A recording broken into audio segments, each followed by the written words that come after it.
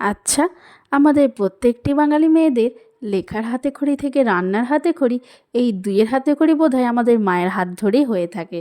কারণ আমাদের এই প্রত্যেকটি বাঙালি মধ্যবিত্ত বাড়িতে মাই হলেন রান্নার জাদুঘর। পৃথিবীর যত বড় রেস্টুরেন্টে তুমি যাও না কেন, মায়ের হাতের মতো এমন স্বাদ বোধহয় কোথাও পাওয়া যায় না। আর কোনো বিশেষ দিন এলে তো কোনো কথাই নেই। তো কাল যেহেতু ছিল 25শে ডিসেম্বর, তাই মাকে বলেছিলাম, মা একটু পোলাও আর চিলি চিকেন রান্না করবে। আর মায়ের কাছে আবদার করবো অথচ হবে না, এমনটা তো হতেই পারে না। তাই দেখো, মা লেগে পড়েছিল পোলাও আর চিলি চিকেন রান্না করবার জন্য।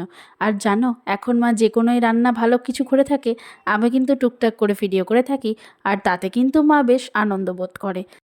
আর তোমাদের সাথে কথা বলতে বলতে মায়ের চিলি চিকেন হয়ে গেছে একেবারে রেডি। এরপর মা কেমনভাবে পোলাও তৈরি করে থাকে সেটা তোমাদের সাথে শেয়ার করি। প্রথমে একটা কাপ নিয়ে তোমরা চালটাকে মেপে নেবে। এরপর চালটাকে বেশ ভালো করে কিছুক্ষণ ধুয়ে 40 মিনিটের জন্য রেস্টের জন্য ছেড়ে দেবে। আর যখন দেখবে চালের গায়ে জলটা একেবারে শুকিয়ে গিয়েছে, তখন চালটাতে ঘি, নুন, চিনি এবং একটু গোলমরিচ দিয়ে চালটাকে বেশ খানিকক্ষণ ধরে মেখে নেবে। দেখো, মায়ের চালটা বেশ ভালোভাবেই মাখা হয়ে গিয়েছে।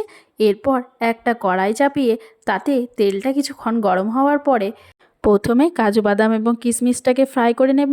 এরপর দিয়ে দেব কিছুটা গোটা গরম মশলা। এরপর যখন কাজু কিশমিশগুলি একটু লালচে হয়ে আসবে, তখন মেখে রাখা চালটাকে অ্যাড করে দেব। এরপর কিন্তু চালটাতে আর কিচ্ছু অ্যাড করতে হবে না, কারণ যখন মাখা হয়ে যায় তখন কিন্তু প্রায় সব কিছুই দেওয়া হয়ে গিয়েছে। তো এরপর চালটাকে বেশ কিছুক্ষণ ধরে নাড়াচাড়া করবার পর একটু জল গরম করতে হবে। আর এখানে কিন্তু একটা টুইস্ট আছে। তোমরা যে কাপটা করে চাল মেপে নিয়েছিলে, ঠিক তার যতটা চাল নিয়েছো ততটাই দ্বিগুণ পরিমাণ জল দেবে। মানে তোমরা যদি 1 কাপ চাল নিয়ে থাকো, তার জন্য 2 কাপ পরিমাণ জল দেবে। এরপর কিছুটা রোজ ওয়াটার ছড়িয়ে ঢাকা দিয়ে দিলেই পোলাও একেবারে রেডি। আর আমার আজকের ভিডিওটি এখানে শেষ করলাম। ভালো লাগলে অবশ্যই সাবস্ক্রাইব করো।